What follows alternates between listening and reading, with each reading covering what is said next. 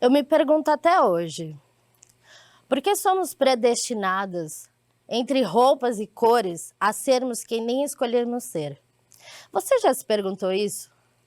A roupa que você escolhe, a cor dela, o azul. O azul te faz mais homem?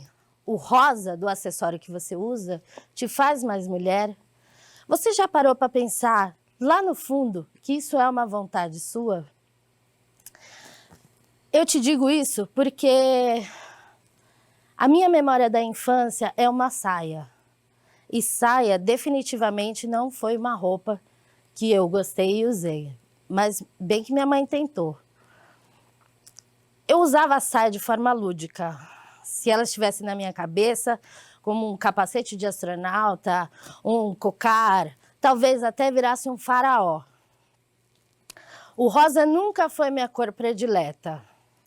A minha infância foi a fase mais gostosa da minha vida.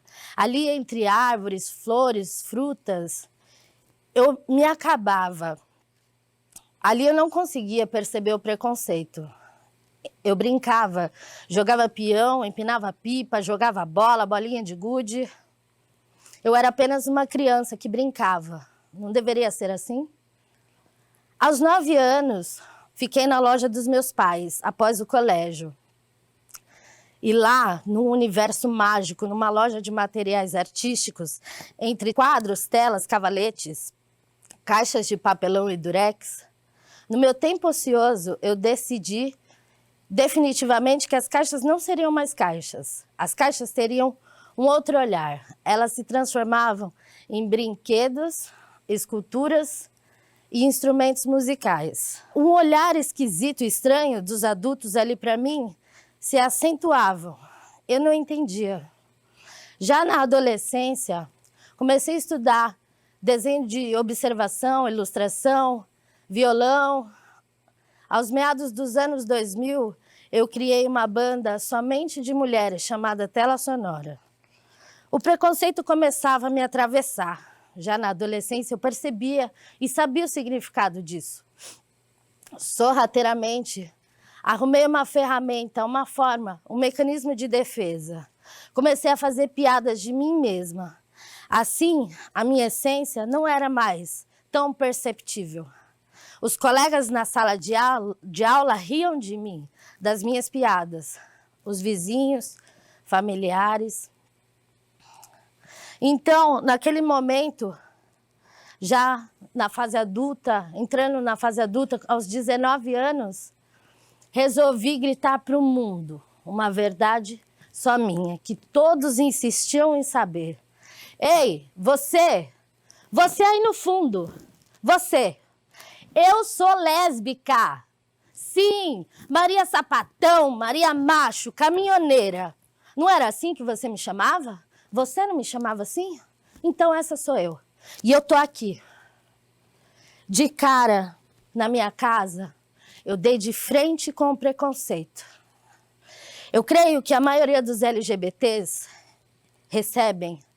A primeira pergunta é, ou imposição, eu vou te levar para o psicólogo. E você, dentro daquela vulnerabilidade e tantos questionamentos, você se pergunta, mas a cura para o que não é doença? Certo? Depois desse dia, meus pais e eu tínhamos uma viagem marcada. Era um Réveillon. O pior, definitivamente, Réveillon da minha vida. Voltamos dia 4 de janeiro de 2005. Uma data que nunca sai da minha memória. Ao chegar em casa, eu decidi, diante de tudo aquilo que estava passando, que ia embora. E, de repente, me veio uma pessoa à mente. O meu grande amigo Ari. Fiz minhas malas, liguei para ele, ele pegou a minha mão, foi me buscar, pegou a minha mão e me levou para sua casa. Aquela casa não era apenas uma casa. Naquele quintal tinham mais 3 casas. O primeiro passo que eu dei nesse quintal, eu me deparei com um homem covarde, alcoólatra, que batia em sua mulher. Eu estava numa situação deplorável, então eu só fiz correr. Quando eu me deparei em sua casa, naquela humilde casa, daquele homem preto, acolhedor, humilde, eu entendi tudo.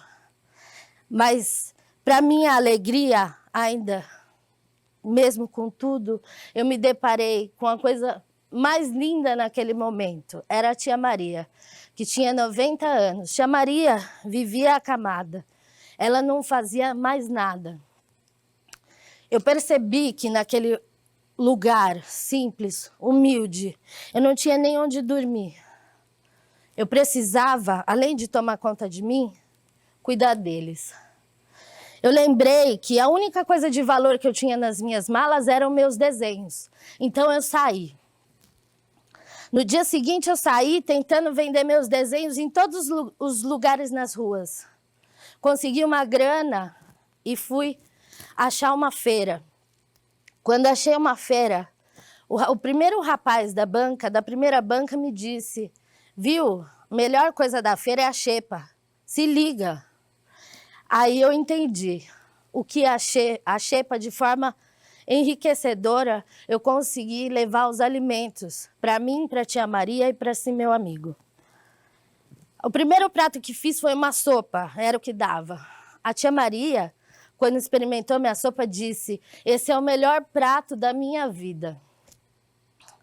Sendo então, dentro da minha mala, eu tinha mais um presente para a tia Maria, uma girafa, que fiz em uma oficina com crianças e dei para ela.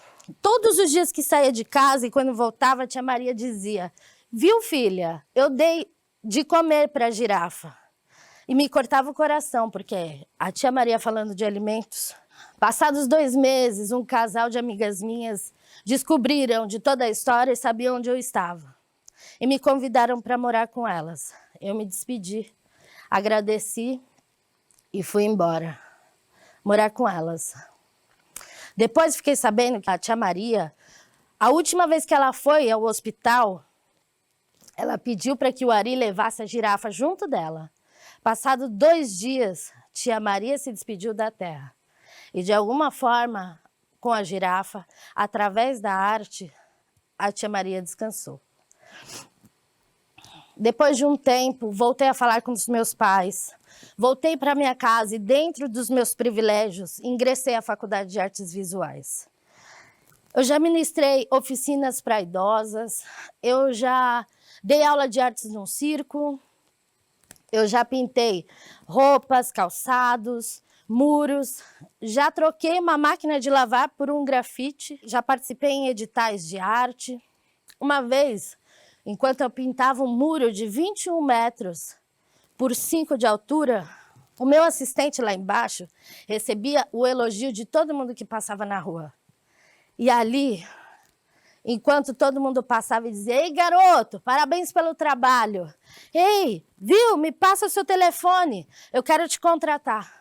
Em cima da escada eu percebi o quanto nós mulheres somos invisíveis. Eu já fui agredida na rua enquanto eu fazia um grafite da porta de uma loja. O covarde estava do outro lado da rua, era 11 horas da noite. Ele gritou: sua lésbica, sapatão, eu vou acabar com a sua raça. E atravessou. Eu era certamente uma presa muito fácil, assim como a dona da loja, que também era uma bela de uma sapatão. A única coisa que tínhamos para nos defender era uma escada, era um cabo de vassoura, tintas. Mas a maior tristeza não foi agressão física, nem verbal. A maior tristeza é que todas as pessoas que estavam ali ao redor, elas ou riam ou silenciavam.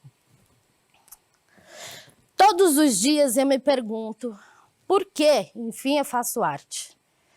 Toda vez que tento ir embora, abandonar a arte, ela vem e me rouba. Ela me toma e me usa como ferramenta. Sim, substantivo feminino, arte. Ela anda comigo, me transforma, me renasce.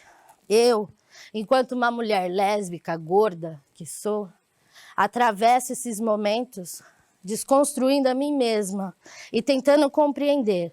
E o papel da arte está aí. É ela que me faz compreender. Você pode ver em meus trabalhos, em minhas pinturas, cores fortes, vibrantes, às vezes cores fluorescentes.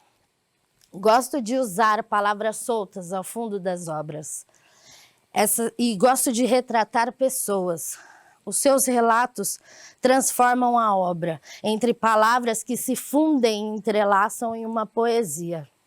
Em 2017, iniciei um projeto chamado Solte Suas Amarras. Esse projeto é a minha vida. Eu dedico a todas as mulheres e LGBTs que, assim como eu, foram abusados e assediados de diversas formas. Hoje em dia, no projeto, nós temos 30 obras, entre acervo e obras em construção. O primeiro passo do Solte Suas Amarras é, através da arte, tentar ressignificar essas dores desses participantes. Em seguida, a pessoa recebe um questionário que envia através de um e-mail. Depois, existe uma reunião presencial. Nesse momento, eu começo a captar, através do audiovisual, a fala, a imagem, e certamente essa captação vai virar, de alguma forma, parte e conteúdo dessa pintura. Assim como o Beto. O Beto está desde o início do projeto Solte Suas Amarras. Existem não só uma obra dele, algumas obras do Beto. O Beto é um homem trans. Em 2017, como foi o primeiro a participar, ele me relatou que estava em seu momento de transição. Estava tomando hormônios. Nesse processo, construímos sua obra, uma pintura em tela, em painel de 1 por 1, que chama I'm Not Bad. Em 2018 ou 2019, o Beto me ligou muito feliz. Minha amiga, eu acabei de receber uma ligação do SUS. Eu vou conseguir fazer minha mastectomia daqui 2 dias. Eu falei assim, que tal a gente gravar esse momento e tentar ressignificar? No dia seguinte, ele estava em meu ateliê. Nós filmamos ele tirando a blusa, tirando o binder e dando adeus, pela última vez, aos seus seios. Entre esses momentos do projeto Solte Suas Amarras, comecei a refletir sobre o que é real, o que estamos vivendo. O uso exacerbado dessas telas de celulares, TVs, computadores, tablets. Às vezes a gente inicia a nossa pesquisa num site de busca e finaliza a pesquisa numa rede social. Nós estamos completamente perdidos, mas eu sei, claro, que as telas são o futuro. Pensando em telas, eu, enquanto pintor, artista visual, comecei a me questionar qual o futuro da arte e qual o futuro do suporte que eu mais uso até hoje, que são as telas de pintura. Será que elas vão ser esquecidas?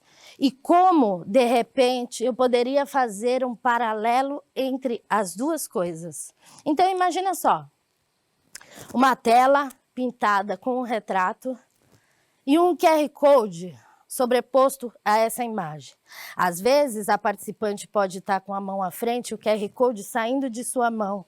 Ou, às vezes, a participante pode lançar e de sua mão sair um QR Code. Quantas vezes durante o dia você ouve: aponte a tela para o QR Code, aponte a tela do seu celular para o QR Code. Então, definir como poderia fazer a ponte. Então, você aponta a tela do seu celular para a tela e dali surge um universo paralelo. Esse QR Code pode trazer uma leitura de uma fotografia, de uma videoarte, de uma performance. São infinitas as possibilidades. E quando eu me deparo com essas participantes do projeto Solte Suas Amarras, que elas me dão a honra de dividir as suas histórias, assim como aqui, eu me sinto feliz e encorajada a continuar. São Éricas, Tânias, Ninas, Camilas, Sônias, Matildes, Dandara. E dentre tantas outras mulheres que sofrem com esse patriarcado simplesmente por serem mulheres. Eu, assim como todos, diante da pandemia, percebi o grande desastre mundial. Nem a arte resistiu comigo. Não consegui produzir nada. Eu convido vocês, mulheres, a resistir, mas para além disso, a existir exatamente como querem. Eu me chamo Ana Pimentel, tenho 37 anos, sou arte educadora, artista visual e grafiteira. Eu estou aqui porque muitas mulheres estiveram antes de mim, abriram caminho e passagem. Agradeço aos meus pais, beirando aos seus 70 anos, estão agora nesse momento se desconstruindo junto comigo, apesar de tudo, de toda dificuldade. Eu tive vontade de desistir, eu tenho todos os dias. Tive vontade de desistir até mesmo de vir até aqui. Mas você, mulher LGBT, que chegou até o fim desse vídeo, eu te peço coragem. E eu convido vocês a soltar suas amarras e a construirmos juntos um mundo mais real e igual.